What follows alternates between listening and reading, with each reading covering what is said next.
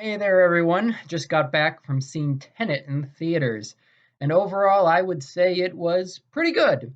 It's not as good as a lot of the other Nolan films I've seen. I'd probably say, out of all of them, this is my least favorite, but I feel like that's less of a detriment on this movie and more of just the compliment to like all of his other works, because this is still a very good movie. It's edited well, paced very well, especially like which is surprising because it's always moving forward very fast. And a lot of times when like a film does that, say like Rise of Skywalker, where it feels like nothing is like no time is being taken just to sit down and talk about stuff, which you still have a few scenes like that in this movie, but despite the fact that it's moving at such a fast pace, it still feels like we're getting enough time with like these characters and the story that it gets fleshed out.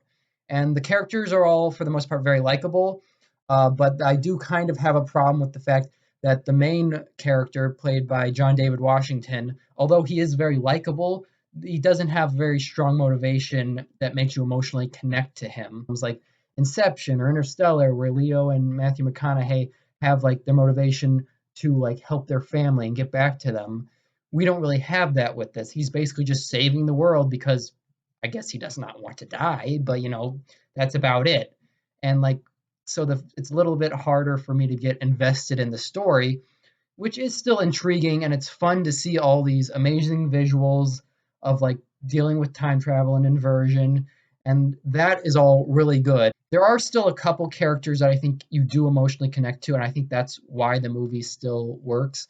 Like Elizabeth Debicki's character is like the situation she's in with the villain played by Kenneth Branagh kind of gets you to emotionally connect with her because she's in a very bad situation and what's driving her, and that's more compelling than anything we get from the main character. Also, Kenneth Branagh is actually really good as the villain. I honestly found him pretty scary and very threatening throughout. And you do understand his motivation by the end of the film, and I think you can actually emotionally connect to him, uh, which is weird because once again, you can't connect to the main character. It's a bit hard. Also, I do think kind of similar to Interstellar, is things get pretty confusing at some places. Like I'm able to understand like broad strokes, but I think they could have clarified things a bit more. Because with the whole thing of time going forward and backwards, it does a lot of stuff does go out over my head, but I could still follow mainly what was going on. That's not really too much of a criticism about the film. The score is pretty good. I am a little disappointed with the fact when I found out this was Ludwig Göransson, because usually with his work like with Black Panther and Mandalorian, I kind of get a lot of like unique, like a very unique score. But with like I with most throughout most of this movie, I thought this was just Hans Zimmer because most of the time he's the one doing Nolan's score.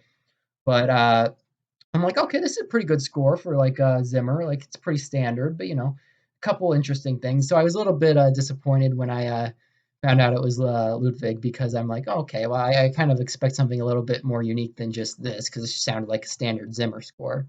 So this film isn't as great as what we've gotten previously with Nolan, but at the same time, I don't think that should be too heavily criticized. I think a lot of the time when we do get someone like Nolan who puts out such great works, we expect everything to be just like that at that top quality. And if it doesn't quite reach that, we act like it's bad.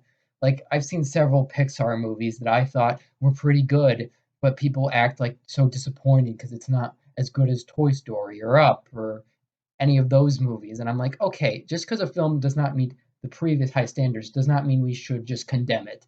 So I hope that if you're willing to dare to go outside and like risk the virus, which we're all still kind of worried about, um, I say this is a pretty good movie to go check out to see, but that's really up to you. I would give this movie a 7 out of 10. See y'all next time when another movie actually comes out into theaters for me to see. See y'all next time. Hey there, everyone. It's me, the Trash Man. I've just come from my usual job of beating people with trash cans and eating garbage to tell you you should like, share, and subscribe to my buddy Jack Toma's great YouTube channel. And if you do, you might even get to see my Magnum Dong.